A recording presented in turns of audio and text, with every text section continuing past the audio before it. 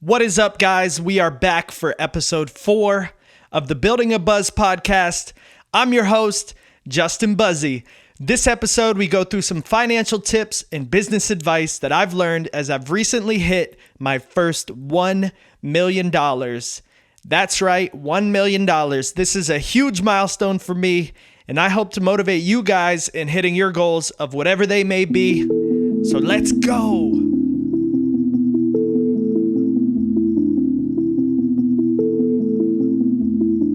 All right, guys. So like I said, this week we are going to be talking about my first million. Now, just to clarify, I have not paid myself $1 million. This is just as a company, how much money we have brought in. That doesn't take into consideration expenses and everything that comes along to it. That is just solely the amount of sales that we've had as a company as Get Up and Go Kayaking. So I just want to make that clear going into this so you guys kind of can understand, that these are all business tips more so than personal tips. But I think there'll be a little bit of crossover here, and hopefully you guys will have some financial tips as you're growing your business and as you reach that 1 million mark. I think there's a lot of important things that I wish that I had known along the way and potentially can help you guys out. So the first big thing here, I think, is that it's really, really important to have a good financial assistant or a good CPA or someone that can help you out with your finances. If you're bringing in a lot of money and if a lot of money is going out with expenses, it's going to get a little confusing if you try to use QuickBooks or some other software on your own. So I would highly suggest looking into hiring someone that knows a little bit more about the financial process of paying taxes, payroll taxes, federal taxes, all of these different things that you really have to be worried about when you're spending and when you're bringing in as much money as you are. So that's the first big tip. Make sure that you go to different people, get some quotes on their services, and then also pick their brain about their background and any experience that they have that might match up with what your business is or what your source of income is. And hopefully you can find someone that matches up with your needs really, really well, and they'll be able to give you suggestions along the way. And this might sound like an easy one, but you would be surprised. Speaking from experience, I had a really bad experience with a CPA who essentially told me I didn't owe taxes for the first year and a half of my business. I went over to a new CPA. He was like, "Hey, how have you been paying your taxes?" And I said, "Okay, well, I haven't because my previous CPA told me I didn't need to." Turns out I did, had to reach out to the Florida Department of Revenue, had to go back, figure out how many taxes I in fact owed, which was a very large amount. And then also they, of course, tacked on penalties on top of that, which was a very large amount as well.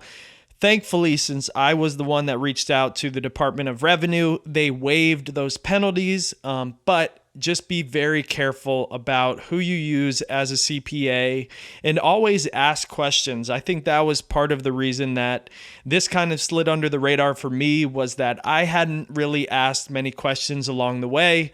You kind of just assume that people know exactly what they're doing, but there's very small iterations of businesses and taxes and everything out there. So make sure that you ask as many questions as possible and just make sure that you're covered. I think, like I said, this should be a simple one, but for me, it was something that I wish I knew because it would have saved me a bunch of money, especially all at one time. They want you to pay that lump sum of cash as quick as you can. So for me, this would have saved me a lot of money and some headaches along the way. And another big thing that this helps out with is your monthly or quarterly profit and loss statements. They should be able to send you that information, and from that, you should really be able to tell what you're spending a lot of money on or what you're not spending a lot of money on, and be able to make those adjustments kind of based on what those expenses are. If there's something that you're spending way too much money on that you shouldn't be, obviously there's probably an opportunity for you to figure out a better way to save some money and hopefully lower that expense for the next month or the next quarter. And so the next thing for me that was important was figuring out a number that I wanted to pay myself monthly.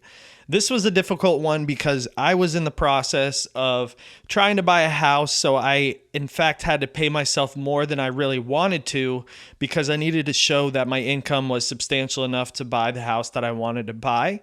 But you really need to make sure that you are spending the right amount on income for yourself. You don't want to be spending a whole lot of taxes on payroll income. So if there's any expenses that you can use as a business expense, even though it might be a little bit of a crossover as a personal expense, use it as a business expense. Don't pay yourself the money and then pay whatever that expense is.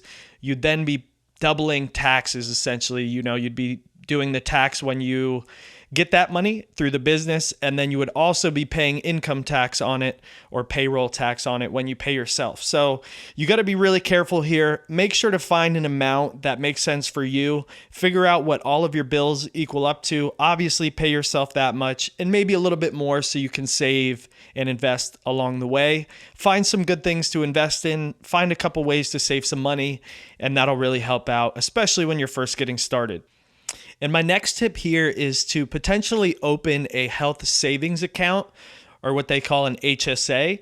You can put up to $3,500 in an HSA every year. And if you don't use that money on health, you can save it every year and it's not taxable. So after a certain period of time, you can actually access that money and it will be essentially like a savings account, but you've not been taxed on that money. So it's a really cool way to save some extra money along the way, watch it add up. And then if you do ever need medical expenses, you should have a bunch of money in this HSA account that will allow you to pay off your medical expenses. So it's really twofold here. It helps you pay your medical bills, and then it also will save you money because you are not taxed on this HSA. So definitely look into it. Maybe talk to a provider or someone that can help you out with this. But just a cool, easy way to save an extra $3,500 every year. And another big one here, I think, is not being afraid to take some risks, right? So if you're having a lot of income and you have the opportunity to invest in something that might be a little bit riskier, look into it, do your research, and then try it. Don't waste a whole lot of money doing it, but put as much money into it as you can that you feel comfortable with. And don't be afraid if that number goes up or down a little bit. Especially if you're younger and you can do these riskier investments, feel free to try it. I'm getting my head into a SEP plan, a SEP IRA plan, and really trying to figure out what I should invest in right now. And that's one of the biggest things for me is finding ways that I can have my money work for me.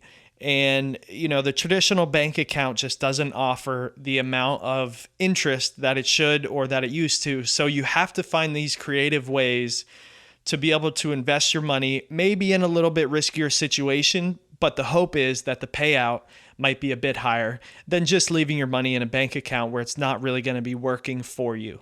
And my next tip is to spend money on marketing and spend money on branding.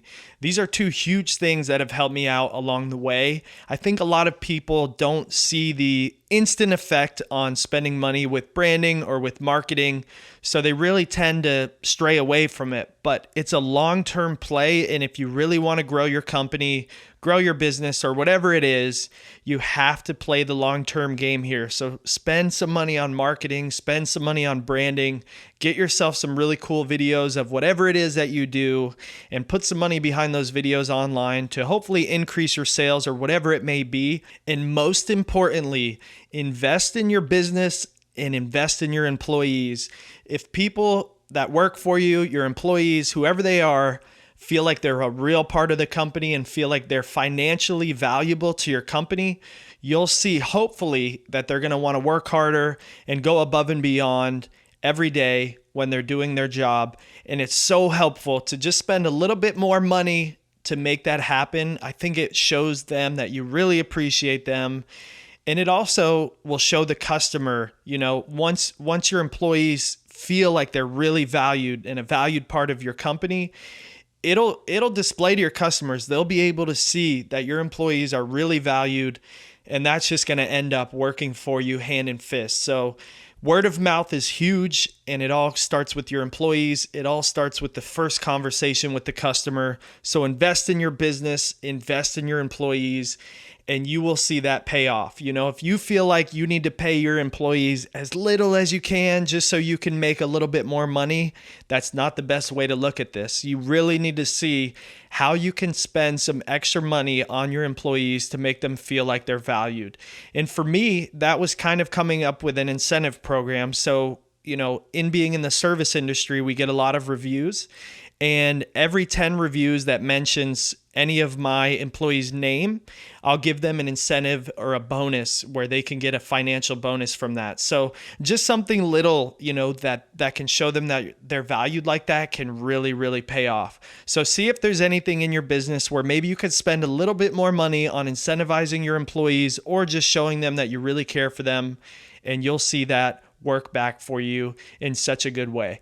And if you're anything like me, when you see the money coming in, it motivates you more and more to make more money. So, when I was younger, I was like, oh my gosh, when I make my first $1 million, I am going to just chill. I'm going to go on vacation.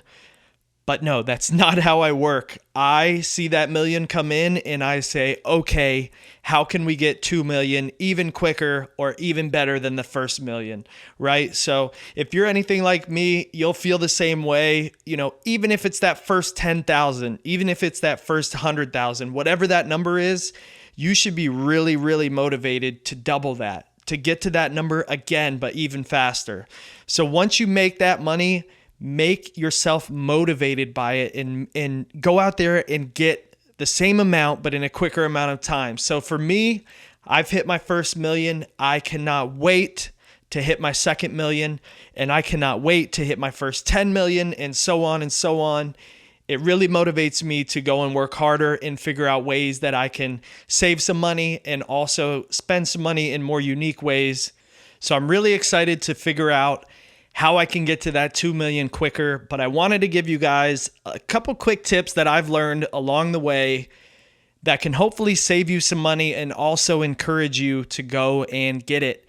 I think that everyone should have a really big goal in mind and figure out how you can get to it, and use these tips and tricks along the way to make sure that you're not wasting money in ways that you shouldn't, but also you're making enough money in ways that you should.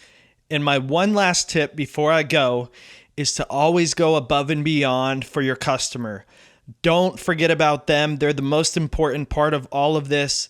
So make sure you go above and beyond when you can. It'll really pay off. Just spend a couple extra minutes going above and beyond. Do something a little bit extra, and you will see how this pays off so much. Word of mouth is bigger and bigger than it's ever been, and that is the way to completely wow your customers. It's just by going above and beyond, because so many people don't do it that if you're the company that does, they will recommend you to all of their friends, all of their family, and so on. So don't be afraid, guys. Go get that first $1 million. Thanks for tuning in to another episode of the Building a Buzz podcast. I'm your host, Justin Buzzi. Have a great day.